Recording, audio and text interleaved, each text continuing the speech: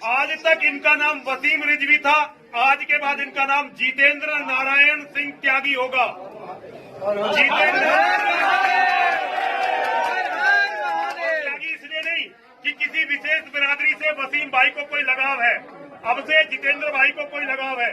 असल में जो हिंदू बनता है मुसलमान, उसे मौलाना और मौलवी बरगलाते हैं कि तुम्हें वहाँ इज्जत नहीं मिलेगी, सम्मान नहीं मिलेगा, क्योंकि तुम किसी जाति में नहीं होगे।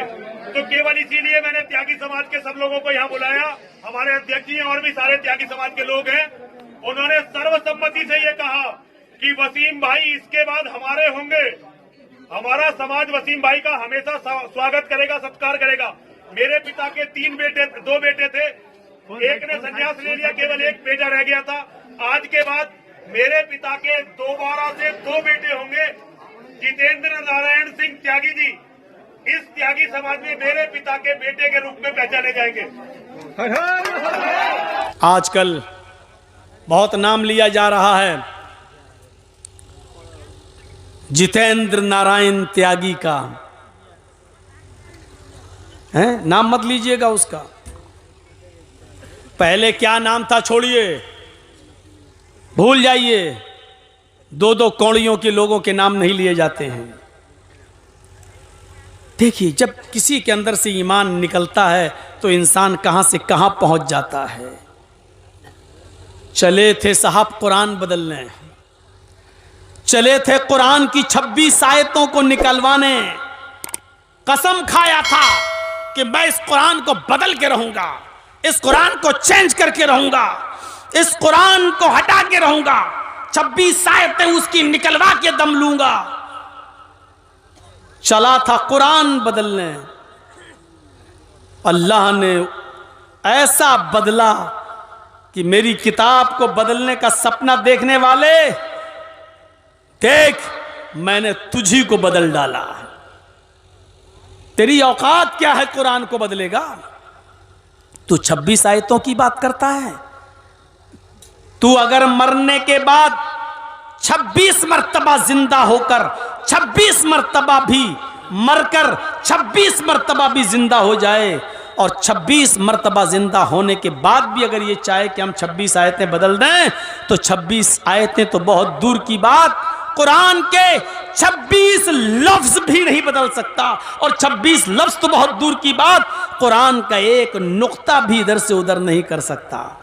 अल्लाह ने ऐसा बदला कि वो बेचारा एक मंदिर में जाके शरण लेकर हवन करते हुए पूजा कर रहा है और अपने माथे पर टीका लगा रहा है। और उसने भी ये साबित कर दिया कि अब हम पूरी तरीके से बदल गए हैं, अब इस्लाम से हमारा कोई ताल्लुक नहीं है। लेकिन जिसने अपने आप को पूरी तरीके से बदल लिया, आज वो ये समझ रहा है कि मैं बदल गया, आज वो समझ रहा है कि मैंने इस्लाम को छोड़ दिया, आज वो ये समझता है कि मैंने पूरी तरीके से चेंज हो गया। लेकिन वही नारायण, जितेंद्र नारायण त्यागी जब जब पेशाब करने के लिए बैठेगा, अल्लाह की कसम वो यही सोचेगा कि मैंने अपने आप को तो बदल दिया, लेकिन ये खतना भी बदल जाता तो अच्छा होता। ये मेरे नीचे का हिस्सा, मेरी नीचे की मशीन भी अगर चेंज हो जाती तो अच्छा होता।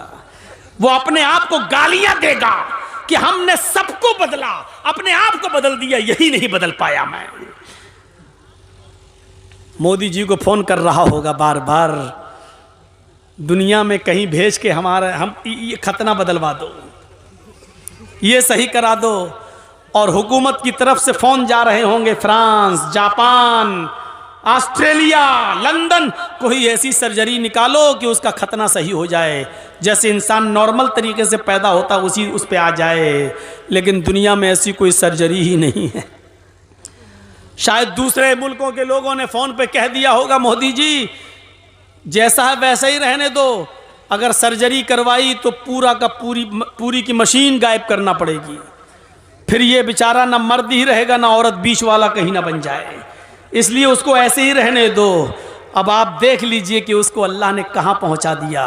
वो पूजा करेगा, अपने आप को हिंदू समझेगा, मूर्ति के सामने झुकेगा, अपने आप को हिंदू समझेगा, पंडितों के बीच में जाएगा, अपने आप को त्यागी समझेगा, ब्राह्मण से अपने आप को समझेगा, लेकिन जब वो पेशाब करने के लिए बैठेगा तो सोचेगा ये नहीं नहीं नहीं, अभी मैं पूरी तरीके से हिंदू नहीं हूँ। लैट्रीन करने जाएगा तो उसकी नज़र पड़ेगी, कम बखत ये चीज़ कैसे बदली जाएगी, अपने आप को तो बदल दिया, ये नहीं बदल पा रहा हूँ मैं।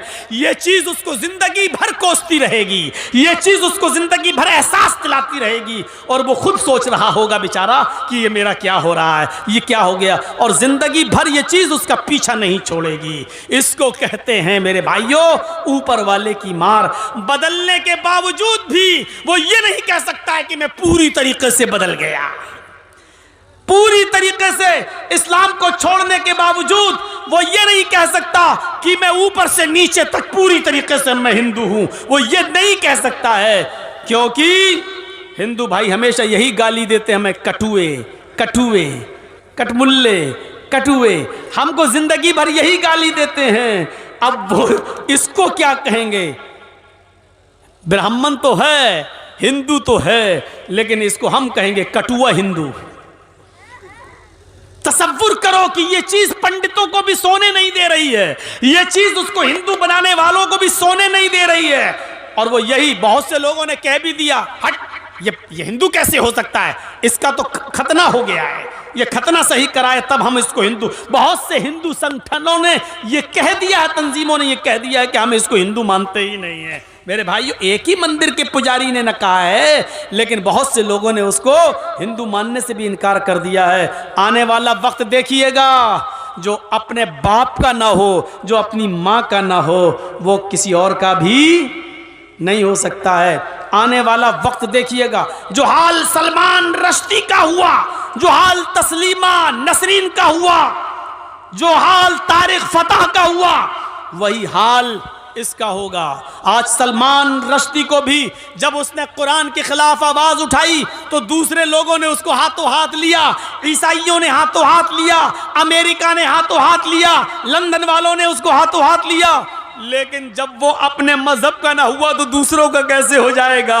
जब उसने ईसाइयत पर कीचड़ उछाला, जब उसने यहूदियत पर भी किताब लिखी तो उन लोगों ने भी उसको वहां से निकाल दिया। तस्लीमा नसरीन का यही हाल हुआ, जब उसने इस्लाम के खिलाफ किताब लिखी लज्जा, तो उसको दूसरे मुल्कों ने बहुत सराहा, लेकिन जब उसने दूसरे मुल्कों में जाकर जब उनके मजहब के खिलाफ आवाज उठाई तो उसको भी उस मुल्क से निकाला गया और उसको भी गालियां दी गई। एक दिन यही होगा इसका भी। इसकी इज्जत उस वक्त तक है जब तक मोदी जी हैं। मोदी गए, ये भी गया, और कभी ना कभी तो जाएंगे मोदी जी। हमेशा कोई रहा है, कभी तो जाएंगे। हैं? राहत इंदौरी ने कहा था, जो आज साहिबे मसनद हैं कल नहीं होंगे, जो आज साहिबे मसनद हैं कल नहीं होंगे। किराएदार हैं, जाती मकान थोड़ी है, जाती घर थोड़ी है इनका, किराएदार हैं। कल किराएदार जो मालिक होगा खाली करा लेगा, एक दिन जनता अपने वोट से आपको हटा देगी, और जब हटाएगी तो इसकी भी कोई वैल्यू नहीं रह जाएगी। हर चीज का एक वक्त होता है, इंतजार होता है। अच्छा हुआ चला गया, कुरान को बदलने का सपना तो वो कभी देख ही नहीं सकता था, इसलिए कि कुरान किसी के बाप की किताब थोड़ी है कि जो चाहे उसको बदल दे। ये कुरान अल्लाह की तरफ से नाजिल की हुई किताब है। दुनिया के सारे ईसाइयों को चैलेंज, दुनिया के सारे यहूदियों को चैलेंज, दुनिया के सारे हिंदुओं को चैलेंज, हम मुसलमानों को भी देते हैं। आइए उनकी तरफ से मैं आवाज उठाता हूं, आओ अपनी अपनी किताबें लेकर।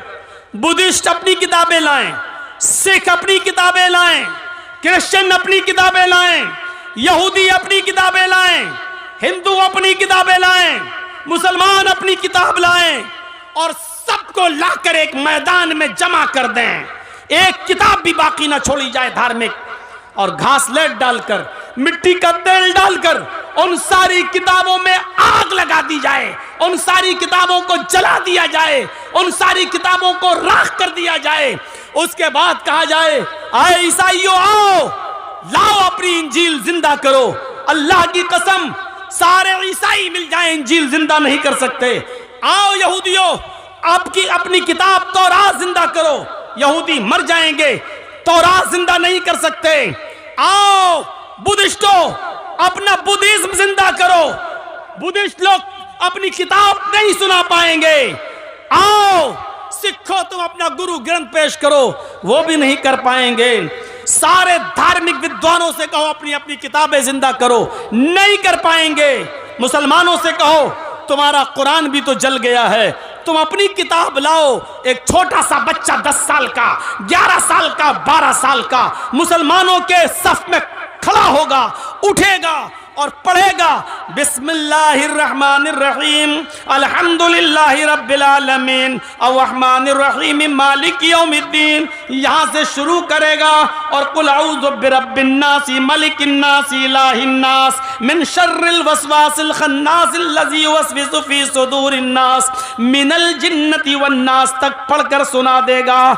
ये 10 और 11 साल का बच्चा सारे मजहबी उलमा को, विद्वानों को थप्पड़ मारते हुए कहेगा कि हमने अपना पूरा कुरान सुना दिया, तुमने उस कुरान को तो जला दिया जो कागज पर लिखा हुआ था, तुमने उस कुरान को तो जला दिया जो तुम्हारे टुकड़ों पर, कागज के टुकड़ों पर लिखा हुआ था, लेकिन तुम उस कुरान का क्या करोगे जो मेरे सीने के अंदर महफूज है, जो मेरे दिल के अंदर महफूज है। मेरे भाइयों, कुरान एक ऐसी किताब है जो जलाने के बाद भी न जल सके। पूरे कुरान को समंदर में डाल दो तो समंदर उसको डुबो न सके। मेरे भाइयों, यहां से आप अंदाजा लगाइए, दुनिया की सारी किताबें जल जाएं तो दोबारा कोई उनको लिख नहीं पाएगा, लेकिन कुरान को अगर जला दो तो दूसरे ही दिन उसको तमाम की तमाम हाफिज मिल जाएंगे लिखने के लिए, तमाम की तमाम हाफिज मिल जाएंगे उसको सुनाने के लिए।